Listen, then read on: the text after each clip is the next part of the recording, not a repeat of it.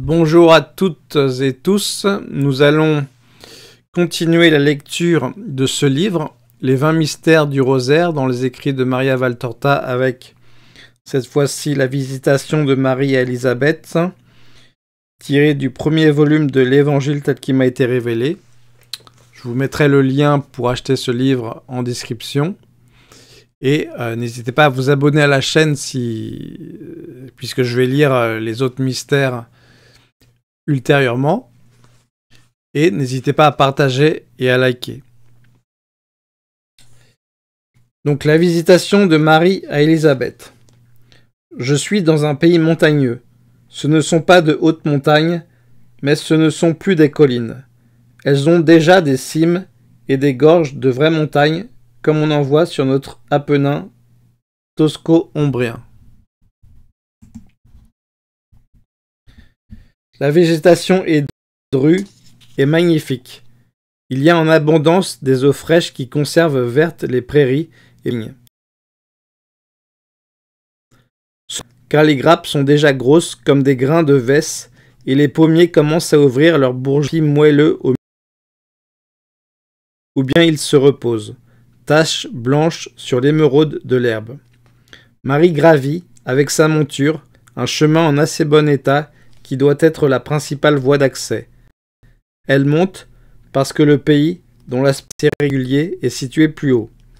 Celui qui me dit « Cet endroit, c'est Hébron. Vous me parliez de Montana. Mais je ne suis pas fixé. Je ne sais si Hébron désigne tout le pays ou l'agglomération. Je dis donc ce que j'entends. » Voilà que Marie entre dans la cité. C'est le soir. Des femmes sur les portes observent l'arrivée de l'étrangère et en parlent entre elles, suivent de l'œil et ne se rassurent qu'en la voyant s'arrêter devant une ville. Devant se trouve un jardin, puis en arrière et autour un verger bien entretenu. Vient ensuite une vaste prairie qui monte et descend suivant le relief de la montagne pour aboutir à un bois de haute futaie. Ensuite, j'ignore ce qu'il y a. La propriété est entourée d'une haie de ronces ou de rosiers sauvages. Je ne distingue pas bien ce qu'ils portent. La fleur et le feuillage de ces buissons se ressemblent beaucoup, et tant que le fruit n'est pas formé sur les branches, il est facile de se tromper. Sur le devant de la maison, sur le côté donc qui fait face au pays, la propriété est entourée d'un petit mur blanc sur lequel courent des branches de vraies roses, pour l'instant sans fleurs, mais déjà garnies de boutons. Au centre, une grille de fer qui est fermée. On se rend compte d'un notable du pays ou d'un habitant assez fortuné. Tout en effet indique selon la richesse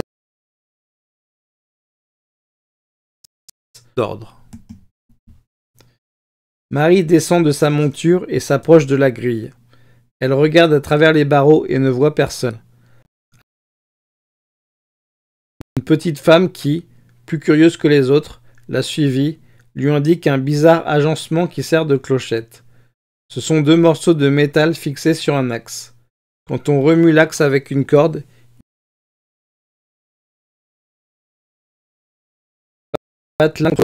Marie tire la corde, mais si gentiment que l'appareil tinte légèrement et personne ne l'entend. Alors, la femme, une petite vieille, tout nez et menton, et entre les deux une langue qui en vaut 10, s'accroche à la corde et tire. Un vacarme a réveillé un mort. C'est cela qu'il faut faire. Autrement, comment pouvez-vous vous faire entendre? Sachez qu'Élisabeth est vieille, et aussi Zacharie, et à présent il est muet et sourd par-dessus le marché. Les domestiques sont aussi vieux, le savez-vous? N'êtes-vous jamais venu? Connaissez-vous Zacharie? Vous êtes? Pour délivrer Marie de ce déluge de renseignements et de questions, survient un petit vieux qui boite. Ce doit être un jardinier ou un agriculteur, car il a en main un sarcloir et attaché à la ceinture une serpette. Il ouvre et Marie entre en remerciant la petite vieille, mais, hélas, sans lui répondre. Quelle déception pour la curieuse. À peine à l'intérieur, Marie dit « Je suis Marie de Joachim et d'Anne de Nazareth, cousine de vos maîtres. » Le petit vieux s'incline et salue et se met à crier « Sarah, Sarah !» Il rouvre la grille pour faire rentrer l'âne resté dehors parce que Marie, pour se défaire de la vieille importune, s'est glissée vite à l'intérieur et le jardinier, aussi rapide qu'elle, a fermé la grille au nez de la commère et tout en faisant entrer la monture, il dit « Ah, grand bonheur et grande peine en cette maison. Le ciel a donné un fils à la stérile, que le Très-Haut en soit béni. Mais Zacharie est revenu il y a 7 mois, muet de Jérusalem. Il se fait comprendre par signe ou en écrivant. Vous l'avez peut-être appris. La patronne vous a tant désiré au milieu de cette joie et de cette peine. Souvent elle parlait de vous avec Sarah et disait « Si j'avais encore ma petite Marie avec moi, si elle avait encore été au temple, j'aurais demandé à Zacharie de l'amener. Mais maintenant le Seigneur l'a voulu comme épouse à Joseph de Nazareth. Elle seule pouvait me donner du réconfort dans cette peine et m'aider à prier Dieu, car elle est si bonne, et au temple tout le monde la pleure. À la dernière fête, quand je suis allé avec Zacharie la dernière fois à Jérusalem pour remercier Dieu de m'avoir donné un fils, j'ai entendu ses maîtresses me dire « Le temple semble avoir perdu les chérubins de la gloire depuis que la voix de Marie ne résonne plus en ses murs. Sarah, Sarah, ma femme est un peu sourde, mais viens que je te conduise. » Au lieu de Sarah, voilà, en haut d'un escalier au flanc d'un côté de la maison, une femme d'âge plutôt avancé, déjà toute ridée avec des cheveux très grisonnants. Ses cheveux devaient être très noirs parce que très noirs sont encore ses cils et ses sourcils, et qu'elle était très brune. Le teint de son visage l'indique clairement. Contrastant étrangement avec sa vieillesse évidente, sa grossesse est déjà très apparente, malgré l'ampleur de ses vêtements. Elle regarde, protégeant par la main ses yeux du soleil. Elle a reconnu Marie. Elle lève les bras au ciel avec un « Oh !» étonné et joyeux, et se hâte autant qu'il lui est possible à la rencontre de Marie. Marie, toujours réservée dans sa démarche, se met aussi à courir agile comme un faon, et arrive au pied de l'escalier en même temps qu'Élisabeth. Marie reçoit sur son cœur avec une vive allégresse sa cousine qui pleure de joie en la voyant. Elle reste embrassée un instant, et puis Élisabeth se détache de l'étreinte avec un « Ah !» où se mêlent la douleur et la joie, et elle porte la main sur son ventre grossi. Elle penche son visage, pâlissant et rougissant alternativement. Marie et le serviteur tendent les mains pour la soutenir, parce qu'elle vacille comme si elle se sentait mal. Mais Élisabeth, après être restée 1 minute comme recueillie en elle-même, lève un visage tellement radieux qu'il semble rajeuni. Elle regarde Marie avec vénération en souriant comme si elle voyait un ange, et puis elle s'incline en un profond salut en disant « Bénie es-tu parmi toutes les femmes, béni le fruit de ton sein. Comment ai-je mérité que vienne à moi ta servante, la mère de mon Seigneur? Voilà qu'au son de ta voix, l'enfant a bondi de joie dans mon sein. Et lorsque je t'ai embrassé, l'Esprit du Seigneur m'a dit une très haute vérité dans les profondeurs de mon cœur. Bienheureuse es-tu d'avoir cru qu'à Dieu serait possible même ce qui ne semble pas possible à l'esprit humain. Béni es-tu parce que, grâce à ta foi, tu feras accomplir les choses qui t'ont été prédites par le Seigneur et les prophéties des prophètes pour ces temps-ci. Béni es-tu pour le salut que tu as engendré pour la descendance de Jacob. Béni es-tu pour avoir apporté la sainteté à mon fils qui, je le sens, bondit comme une jeune chevrette pour la joie qu'il éprouve en mon sein. C'est qu'il se sent délivré du poids de la faute, appelé à être le précurseur, sanctifié avant la rédemption par le Saint qui croit en toi. Marie, avec 2 larmes qui, comme des perles, descendent de ses yeux qui rient vers sa bouche qui sourit, le visage levé vers le ciel et les bras levés aussi, dans la pose que plus tard tant de fois aura son Jésus, s'écrie « Mon âme magnifie mon Seigneur ». Et elle continue le cantique comme il nous a été transmis. À la fin, au verset, il a secouru Israël, son serviteur. Elle croise les mains sur sa poitrine, s'agenouille, prosternée jusqu'à terre en adorant Dieu. Le serviteur s'était respectueusement éclipsé quand il avait vu qu'Élisabeth ne se sentait pas mal, mais qu'au contraire elle confiait ses pensées à Marie. Il revient du verger avec un vieillard imposant aux cheveux blancs et à la barbe blanche, qui, de loin, avec de grands gestes et des sons gutturaux, salue Marie. « Zacharie arrive, dit Élisabeth en touchant à l'épaule la Vierge absorbée dans sa prière. Mon Zacharie est muet. Dieu l'a puni de n'avoir pas cru. Je t'en parlerai plus tard. Mais maintenant, j'espère le pardon de Dieu puisque tu es venue, toi la pleine de grâce. » Marie se lève et va à la rencontre de Zacharie et s'incline devant lui jusqu'à terre. Elle baise le bord du vêtement blanc qui le couvre jusqu'à terre. Il est très ample, ce vêtement, et attaché à la taille par un large galon brodé. Zacharie, par geste, souhaite la bienvenue et ensemble, ils rejoignent Élisabeth. Ils entrent tous dans une vaste pièce très bien disposée. Ils y font asseoir Marie et lui font servir une tasse de lait qu'on vient de traire. Il écume encore avec des petites galettes. Élisabeth donne des ordres à la servante. Finalement apparue avec les mains enfarinées et des cheveux encore plus blancs qu'ils ne le sont en réalité à cause de la farine dont ils sont saupoudrés. Peut-être était-elle en train de faire le pain. Elle donne aussi à un serviteur, que j'entends appeler Samuel, l'ordre de porter le coffre de Marie dans une chambre qu'elle lui indique. Tous les devoirs d'une maîtresse de maison à l'égard de son hôte. Marie répond entre-temps aux questions que lui fait Zacharie en écrivant avec un stylet sur une tablette enduite de cire. Je comprends par les réponses qu'il lui parle de Joseph et qu'il lui demande comment elle se trouve épousée. Mais je comprends aussi que Zacharie n'a aucune lumière surnaturelle sur l'état de Marie et sa condition de mère du Messie. C'est Élisabeth qui, approchant de son mari et lui mettant affectueusement une main sur l'épaule, comme pour une chaste caresse, lui dit « Marie est mère, elle aussi. Réjouis-toi de son bonheur. » Mais elle n'ajoute rien. Elle regarde Marie, et Marie la regarde, mais ne l'invite pas à en dire plus. Et elle se tait. Marie dit « La première manifestation de l'amour du prochain s'exerce envers le ne te sens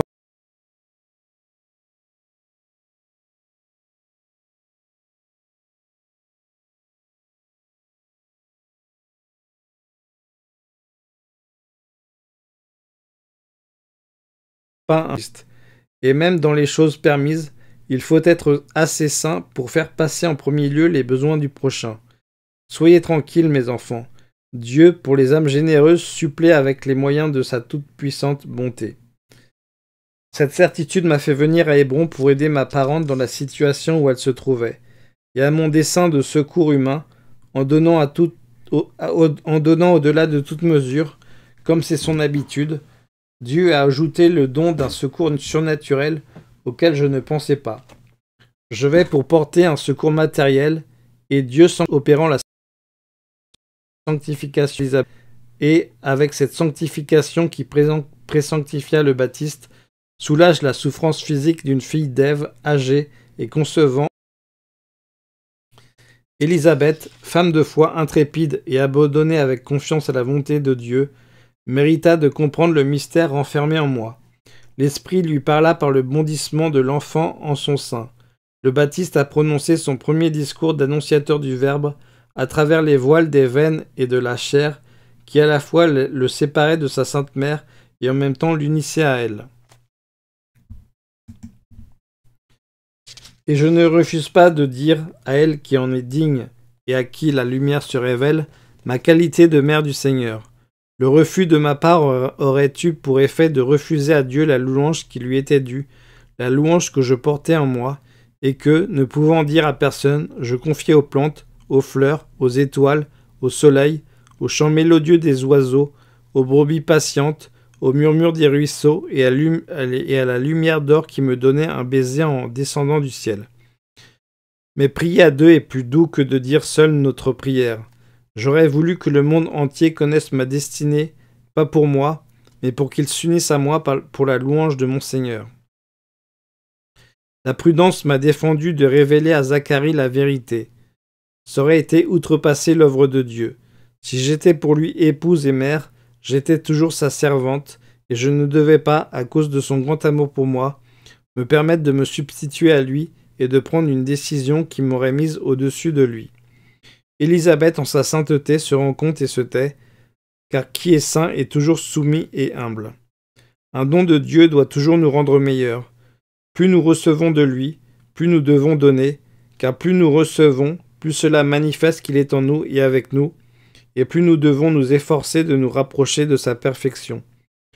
Voilà pourquoi, en faisant passer au second plan mon travail personnel, je travaille pour Élisabeth. Je ne me laisse pas dominer par la crainte de n'avoir pas le temps. Dieu est le maître du temps. Quand on espère en lui, on profite de sa providence même pour les choses matérielles.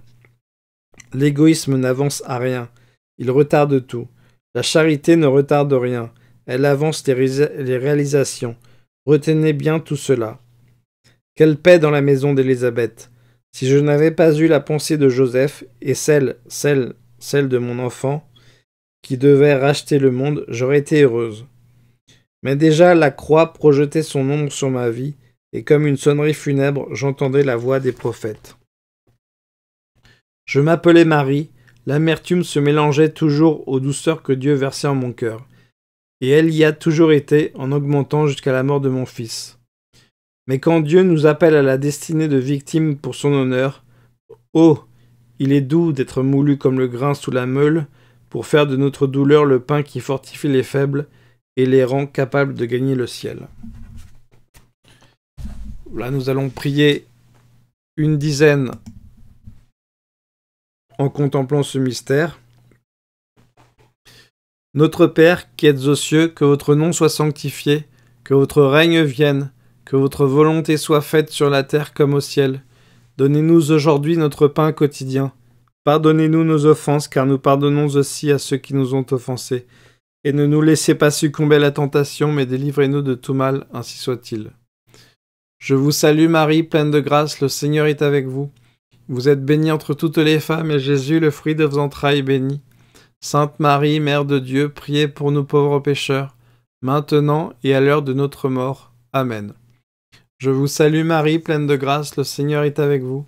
Vous êtes bénie entre toutes les femmes, et Jésus, le fruit de vos entrailles, est béni. Sainte Marie, Mère de Dieu, priez pour nous pauvres pécheurs, maintenant et à l'heure de notre mort. Amen. Je vous salue Marie, pleine de grâce, le Seigneur est avec vous. Vous êtes bénie entre toutes les femmes, et Jésus, le fruit de vos entrailles, est béni. Sainte Marie, Mère de Dieu, priez pour nous pauvres pécheurs, maintenant et à l'heure de notre mort. Amen. Je vous salue Marie, pleine de grâce, le Seigneur est avec vous. Vous êtes bénie entre toutes les femmes, et Jésus, le fruit de vos entrailles, est béni. Sainte Marie, Mère de Dieu, priez pour nous pauvres pécheurs, maintenant et à l'heure de notre mort. Amen. Je vous salue Marie, pleine de grâce, le Seigneur est avec vous. Vous êtes bénie entre toutes les femmes, et Jésus, le fruit de vos entrailles, est béni. Sainte Marie, Mère de Dieu, priez pour nous pauvres pécheurs, maintenant et à l'heure de notre mort. Amen. Je vous salue Marie, pleine de grâce, le Seigneur est avec vous. Vous êtes bénie entre toutes les femmes, et Jésus, le fruit de vos entrailles, est béni. Sainte Marie, Mère de Dieu, priez pour nous pauvres pécheurs, maintenant et à l'heure de notre mort. Amen. Je vous salue Marie, pleine de grâce, le Seigneur est avec vous. Vous êtes bénie entre toutes les femmes, et Jésus, le fruit de vos entrailles, est béni. Sainte Marie, Mère de Dieu, priez pour nous pauvres pécheurs, maintenant et à l'heure de notre mort. Amen. Je vous salue Marie, pleine de grâce, le Seigneur est avec vous. Vous êtes bénie entre toutes les femmes, et Jésus, le fruit de vos entrailles, est béni. Sainte Marie, Mère de Dieu, priez pour nous pauvres pécheurs, maintenant et à l'heure de notre mort. Amen. Je vous salue Marie, pleine de grâce, le Seigneur est avec vous. Vous êtes bénie entre toutes les femmes, et Jésus, le fruit de vos entrailles, est béni. Sainte Marie, Mère de Dieu, priez pour nous pauvres pécheurs, maintenant et à l'heure de notre mort. Amen. Je vous salue Marie, pleine de grâce, le Seigneur est avec vous. Vous êtes bénie entre toutes les femmes, et Jésus, le fruit de vos entrailles, est béni. Sainte Marie, Mère de Dieu, priez pour nous pauvres pécheurs, maintenant et à l'heure de notre mort. Amen. Gloire au Père, gloire au Fils, gloire au Saint-Esprit, au Dieu qui est, qui était et qui vient, maintenant et toujours et dans les siècles des siècles. Amen. Ô mon Jésus, pardonnez-nous nos péchés, préservez-nous du feu de l'enfer, et conduisez au ciel toutes les âmes, spécialement celles qui ont le plus besoin de votre très sainte miséricorde, et que par la miséricorde de Dieu, les âmes des fidèles trépassés reposent en paix. Amen.